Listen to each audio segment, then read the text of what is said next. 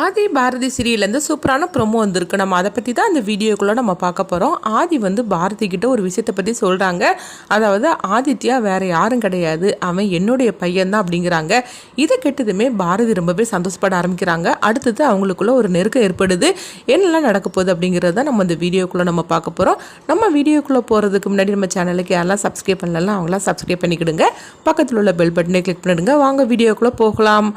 ஆதியோட அம்மாவுக்கு திதி கொடுக்கறதுக்காக எல்லாமே ஏற்பாடு நடந்துட்டு இருக்கவும், அப்போ அவங்களுக்கு சாப்பாடு வைக்கிறதுக்காக ஆதி சாப்பாடு வைக்கிறாங்க காகத்துக்கு. அப்போ காகம் வராமல் இருக்கவும், அடுத்து பார்த்தோம்னா மித்ரா சாப்பாடு வைக்கிறாங்க. அவங்க வைக்கும்போது காகம் வரவே இல்லை. உடனே பார்த்தோம்னா அதாவது எல்லாருமே வைங்க, யார் வைக்கிறதுக்கு காகம் சாப்பிடுது அப்படின்னு சொல்லிட்டு அவங்க சொல்லவும், அடுத்து பார்த்தோம்னா பாரதியை வைக்க சொல்றாங்க. ஆனால் பாரதி நான் வைக்க மாட்டேன் அப்படின்னு சொல்லிட்டு தயக்கப்பட்டு இருக்கவும், அப்போ திடீர்னு ஆதித்யா பார்த்தோம்னா அவங்க வைக்கிறதுக்காக போறாங்க. உடனே பாரதி தடுக்கிறாங்க. அப்ப ஆதித்யா உடனே அவங்களுடைய சுயரூபமே மாறின மாதிரி இருக்குது. அதாவது என்ன சொல்றாங்கன்னா, ஏய் பாரதி என்னை தடுக்காது அப்படின்னு ஆதித்யா குரல் கொடுக்கவும், இதை பார்த்ததுமே எல்லாரும் அதிர்ச்சி அடைகிறாங்க. ஏன்னா ஆதித்யா எந்த மாதிரிக்கு கூப்பிட மாட்டாங்க அப்படின்னு சொல்லிட்டு எல்லாரும் அதிர்ச்சி அடையவும், அடுத்து பார்த்தோம்னா காகத்துக்கு அவங்க கையாலேயே சாப்பாடு வைக்கிறாங்க ஆதித்யா. அப்போ உடனே காகம் சாப்பிட ஆரம்பிச்சிருது. இதை கொஞ்சமா எதிர்பார்க்காத மித்ரா, சுதாகர் எல்லாருமே அதிர்ச்சி அடைகிறாங்க. அதே மாதிரிக்கு பாரதியோட குடும்பத்தில் உள்ளவங்களும் அதிர்ச்சி அடைகிறாங்க. ஆதிக்கு ஒன்றும் புரியாம முழிச்சிட்டு இருக்கிறாங்க. உடனே பாரதி பாட்டி சொல்றாங்க, பாத்தியா என்ன இருந்தாலும் சரிதான், தன்னுடைய பேரன் கையால சாப்பாடு வச்சதுமே அந்த அம்மா சாப்பிட்றதுக்காக வந்துட்டாங்க. என்ன இருந்தாலும் சரிதான் பாரதி, உன் மேல அவங்களுக்கு எந்தவித கோவமும் கிடையாது. அவங்க அதாவது உங்களை ஏத்துக்க தான் இருக்கிறாங்க அப்படின்னு சொல்லவும், ஆனாலும் பாரதி எதுவுமே சொல்லாம கண் கலங்கிட்டு இருக்கிறாங்க. ஆனா ஆதிக்கு ஒண்ணுமே புரியாம முழிச்சிட்டு இருக்கிறாங்க. நம்ம கையால சாப்பாடு வைக்கும்போது கூட நம்ம அம்மா சாப்பிட்றதுக்காக வரல, ஆனா ஆதித்யா கையால சாப்பாடு வச்சதுமே எங்க இருந்து தான் வந்ததோ தெரியல இந்த காகம் அப்படின்னு சொல்லிட்டு அவங்க நினைக்கவும், அதை நினைச்சு அவங்க ஃபீல் பண்ணிட்டு இருக்கிறாங்க.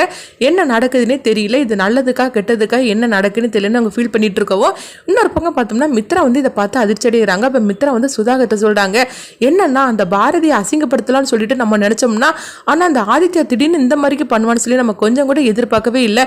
இங்க என்னதான் நடக்குது, என்ன இருந்தாலும் சரிதான், ஆதித்யா அந்த அம்மாவோட பேரனாச்சுல்ல, அதனாலதான் அவன் வச்சதுமே அந்த அம்மா சாப்பிடுறதுக்காக வந்துட்டாங்க போலுக்கு அப்படின்னு சொல்லவும், அப்போ சுதாகரும் சொல்றாங்க, ஆமா மித்ரா, எனக்கும் அது அதிசயமா தான் இருந்தது. என்ன இருந்தாலும் சரிதான், அவங்க ஆதித்யா வச்ச சாப்பாடு அவங்க ஏத்துக்கிட்டாங்க அப்படின்னு சொல்லவும், அப்போ உடனே மித்ரா சொல்றாங்க, இப்ப இது இப்படியே விட்டுறக்கூடாது, ஏன்னா ஆதி கண்டிப்பா இதை பத்தி யோசனை பண்ணுவாரு, நம்ம அந்த அளவுக்கு விட்டுறக்கூடாது அப்படின்னு சொல்லிட்டு ஆதியை பார்க்கறதுக்காக மித்ரா அங்கே வராங்க. அப்போ ஆதிக்கிட்ட சொல்கிறாங்க, என்ன ஆதி என்ன நினச்சிட்டு இருக்கிறீங்க, ஆதித்யா கையால் சாப்பாடு வச்சதுமே அதாவது காக்க சாப்பிட்டதை நினச்சி அதை பற்றி யோசனை பண்ணிட்டு இருக்கிறீங்களா அப்படிங்கும்போது, உடனே ஆதியும் சொல்கிறாங்க, ஆமாம் மித்ரா, நான் வைக்கும் போது சாப்பாடு சாப்பிட்றதுக்காக வரல, அதே மாதிரிக்கு உன் கையால் வைக்கும்போது வரல, ஆனால் ஆதித்யாவுக்கு எனக்கு எந்த சம்மந்தமும் கிடையாது.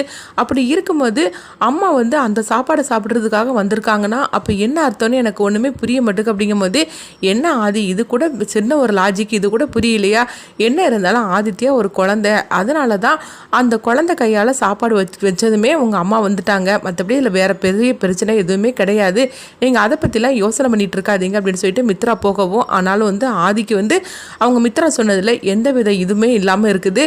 ஏன்னா ஆதித்யாவுக்கும் நம்மளுக்கு ஏதோ ஒரு தொடர்பு இருக்குது அப்படின்னு சொல்லிக்கிட்டு ஆதித்யா மனசில் ஓட ஆரம்பிச்சிருது. அடுத்து இங்கே பார்த்தோம்னா பாட்டியை தான் காட்டுறாங்க. பாட்டி பாரதி கிட்ட சொல்லிட்டு இருக்கிறாங்க, பாத்தியா பாரதி, என்னதான் இருந்தாலும் சரி, ஆதியும் அவங்க அம்மாவை விட்டு நீ ஒதுங்கிட்டு இருக்கிற, அவங்க அம்மாவோட நிலைமைக்கு நீ தான் காரணம் அப்படின்னு சொல்லிட்டு குற்ற உணர்ச்சியோட இருந்துட்டு இருக்கிற. ஆனா பாரு, ஆதித்யா சாப்பாடு வச்சதுமே அவங்க வந்துட்டாங்க அப்படின்னா என்ன அர்த்தம், ஒன்னு அவங்க மன்னிச்சுட்டாங்கன்னு தான் அர்த்தம் அப்படிங்கவும், அப்ப பாரதி சொல்றாங்க, எனக்கு ஒண்ணுமே புரியல பாட்டி, என்ன இருந்தாலும் சரிதான், அவங்க போனதுக்கு நானும் ஒரு காரணம் தானே அப்படிங்கும்போது, இங்க பாரு அப்படிலாம் எதுவுமே கிடையாது, அதனால அவங்க உன்னை மன்னிச்சுட்டாங்க, நீ அந்த குற்ற உணர்ச்சியில நினைச்சுக்கிட்டே இருக்க வேண்டாம் அப்படின்னு சொல்லவும், கூடிய சீக்கிரத்திலேயே அந்த அம்மாவே உன்னையும் ஆதியும் சேர்த்து வைக்க போறாங்க பாரு அப்படின்னு சொல்லிட்டு இருக்கவோ, அதோட முதல் அறிகுறி தான் இது அப்படிங்கிறாங்க.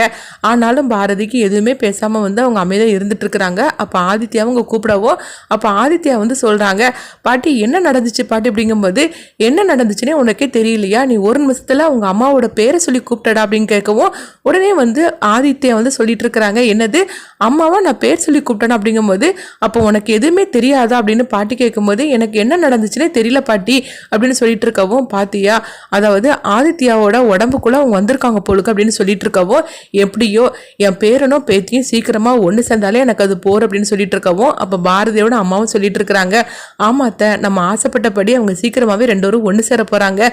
அதோட முதல் அறிகுறி தான் இது.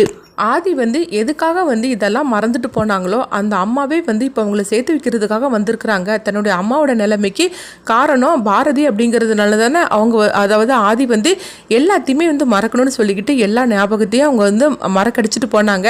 ஆனால் இன்னைக்கு என்னன்னா அந்த அம்மாவே பாரதியை சேர்த்து வைக்கிறதுக்காக வந்திருக்காங்களோ தான் தோணுது எனக்கு அப்படின்னு சொல்லவோ, ஆமாம் நீ சொல்றதெல்லாம் கரெக்டு தான், சீக்கிரமாகவே இவங்க ரெண்டு பேரும் ஒன்று சேர்ந்துருவாங்க தான் எனக்கு தோண ஆரம்பிச்சிட்டு சொல்லிட்டு பாரதியோட பாட்டியும் பாரதியோட அம்மாவும் பேசி ரொம்பவே சந்தோஷப்பட்டு இருக்கிறாங்க. இந்த மாதிரி நடக்குது. அடுத்து பார்த்தோம்னா ஆதியை பார்க்கறதுக்காக அங்கே பாரதி வராங்க. அப்போ பாரதி சொல்கிறாங்க, ஆதி மன்னிச்சிருங்க, என்ன இருந்தாலும் ஆதித்யா சாப்பாடு வச்சிருக்க கூடாது அப்படிங்கும்போது, என்ன பாரதி நீங்கள் சொல்லிட்டு இருக்கிறீங்க, நான் வைக்கும்போது கூட எங்கள் அம்மா வரலை, ஆனால் ஆதித்யா கையால் சாப்பாடு வச்சதுமே அவங்க வந்துட்டாங்கன்னா அப்போ என்ன அர்த்தம், அதாவது ஆதித்யாவுக்கு எனக்கும் ஏதோ ஒரு சொந்தம் இருக்குன்னு தானே அர்த்தம் அப்படின்னு சொல்லாமல், இது கேட்டதுமே பாரதி அப்படியே ஆதியை பார்த்துட்டு இருக்கிறாங்க.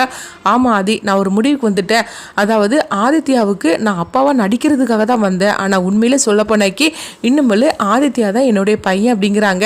இதில் உங்களுக்கு ஏதாவது கஷ்டமானு சொல்லி கேட்கவும் உடனே பாரதி எனக்கு எப்படி கஷ்டமாக இருக்கும், உண்மையில அவங்க உங்கள் பையன் தானே அப்படின்னு சொல்லிக்கிட்டு பாரதி மனசுக்குள்ள நினைக்கிறாங்க. அப்போ ஆதி சொல்கிறாங்க, இன்னுமே ஆதித்யா என்னை எப்போவுமே அப்பான்னு தான் அவன் கூப்பிடணும், அவனை நான் மகனாக ஏற்றுக்க ஆரம்பிச்சிட்டேன், இதில் உங்களுக்கு ஏதாவது கஷ்டமாக இருந்தால் சொல்லுங்கள் அப்படிங்கும்போது, எனக்கு எப்படி கஷ்டமாக இருக்கும், உங்களுடைய பையனை நீங்கள் ஏற்றுக்கிட்டீங்க, இதில் எனக்கு என்ன கஷ்டமாக இருக்கும் அப்படின்னு பாரதி சொல்லவும், அப்போ ஆதி கேட்டுட்டு இருக்கிறாங்க, என்ன பாரதி நான் உங்கள்கிட்ட பேசிட்டே இருக்கிறேன், நீங்கள் எதுவுமே பேசாமல் அமைதியாக எதை பற்றியே யோசனை பண்ணிகிட்டே இருக்கிறீங்க அப்படிங்கும்போது, அதெல்லாம் ஒன்றும் இல்லை சார் அப்படிங்கிறாங்க. இங்கே பாருங்க பாரதி, இன்னுமேல் ஆதி என்னுடைய பையன் தான் அப்படின்னு சொல்லவும், இது கேட்டதுமே பாரதி சந்தோஷப்பட்டுட்டு இருக்கிறாங்க. அடுத்ததான் சரி நான் வேலையை பார்க்க போகிறேன் அப்படின்னு சொல்லிக்கிட்டு பாரதி அங்கே போகும்போது, அப்போ அவங்க காலு ஸ்லிப் ஆகி அவங்க ஆதி மேலே விழுந்துருந்தாங்க. ஆதியும் பாரதியும் பார்த்தோம்னா அவங்க நேராக கட்டில் போய் அவங்க விழுந்துருந்தாங்க. அப்போ ரெண்டு பேரும் ஒருத்தருக்கு ஒருத்தர் அவங்க பார்த்துட்டு இருக்கவும், அந்த நேரம் பார்க்க பாட்டி எங்கே வராங்க. பாட்டி வந்ததுமே இவங்களை பார்த்து சந்தோஷப்பட ஆரம்பிச்சிருந்தாங்க. ஐயோ இது என்னது, இவங்க ரெண்டு பேரும் இப்படி இருக்கிறத பார்த்தாக்கி எனக்கே வெக்கமாக வருது, இது உடனே போய் நம்ம அவள் அம்மா கிட்ட போய் சொல்லி கூட்டிகிட்டு வரலாம் அப்படின்னு சொல்லிட்டு அங்கே போகவும், அப்போ பார்த்தோம்னா மித்ரா அங்கே நின்று ஃபோன் பண்ணிட்டு இருக்கிறாங்க. அப்போ அவங்க பார்க்குறாங்க, என்னது இந்த பாட்டி என்னது எதையோ பார்த்துட்டு வெக்கப்பட்டுட்டு போகிற மாதிரிக்கு தெரியுது, அப்படி என்னதான் இருக்குது அப்படின்னு சொல்லிட்டு மித்ரா அங்கே வராங்க. பார்க்கும்போது அவங்க அதிர்ச்சி அடைகிறாங்க. ஏன்னா பாரதியும் அவங்க ஆதியும் அதாவது கட்டில் அவங்க படுத்து கிடக்குறாங்க. இதை பார்த்ததுமே மித்ரா பயங்கரமாக அதிர்ச்சி அடைகிறாங்க. நம்ம எதெல்லாம் நடக்கக்கூடாதுன்னு நினச்சோமோ அதெல்லாம் நடந்துட்டு இருக்குது அப்படின்னு சொல்லிக்கிட்டு மித்ரா கோபத்தோடு அங்கேருந்து போகவும், இப்போ சுதாகர் கேட்குறாங்க, என்ன மித்ரா என்ன ஆச்சு அப்படிங்கும்போது, அந்த கேவலமான காட்சியை நான் என்னென்னு சொல்கிறதுக்கு அப்படிங்கிறாங்க. நான் எது நடக்கக்கூடாதுன்னு நினச்சோனோ அதெல்லாம் நடக்க ஆரம்பிச்சிருச்சு அப்படிங்கும்போது, என்ன மித்ரா என்னது அப்படி நடந்துருச்சு, என்ன சொல்கிறேன்னு எனக்கு ஒன்றும் புரிய மாட்டுக்கு அப்படிங்கவும், அப்போ மித்ரா அவங்க இருந்த அந்த சீனை அவங்க சொல்கிறாங்க. இதை கட்டதுமே சுதாகர் அதிர்ச்சி அடைகிறாங்க. என்ன மித்ரா நீ சொல்ற அப்படிங்கும்போது, ஆமாண்ணா நான் இப்போ என்ன பண்ணுறதுக்கு தெரியல, இவங்க ரெண்டு பேரையும் எப்படியாவது பிரிக்கணும்னு நம்ம சொல்லி ஒவ்வொரு முயற்சி நம்ம பண்ணணும்னா ரெண்டு பேரையும் ஒன்று சேர்க்கறதுக்கு தான் அது நடந்துகிட்டு இருக்குது அப்படின்னு சொல்லிட்டு இருக்கவும், இங்கே பார்த்தோம்னா பாட்டி அவங்க பாரதியோட அம்மா கிட்ட கூட்டிட்டு வராங்க. அப்போ அவங்க அம்மா கேட்குறாங்க, என்ன விஷயமா, என்ன அவசரமா உடனே வான்னு சொல்லி கூட்டிட்டு வரீங்க, என்ன விஷயம்னு சொல்லவும், இங்கே வா நீ பாரு அப்படின்னு சொல்றாங்க. என்னாச்சுன்னு சொல்லி பார்க்கும்போது ஆதியும் பாரதியும் இப்படி இருக்கிறத அவங்க பார்த்ததும் உடனே அவங்களும் சந்தோஷப்பட ஆரம்பிச்சிருந்தாங்க. என்னத்தை எனக்கே வெக்கமா இருக்கு, வாங்க நம்ம அங்கிருந்து போகலாம் அப்படின்னு சொல்லவும், இதெல்லாம் பார்த்துட்டு ஆதியும் பாரதியும் சீக்கிரத்திலே ஒன்று சேர்ந்துருவாங்க அப்படின்னு சொல்லிட்டு அவங்க சந்தோஷப்பட்டுட்டு இருக்கிறாங்க.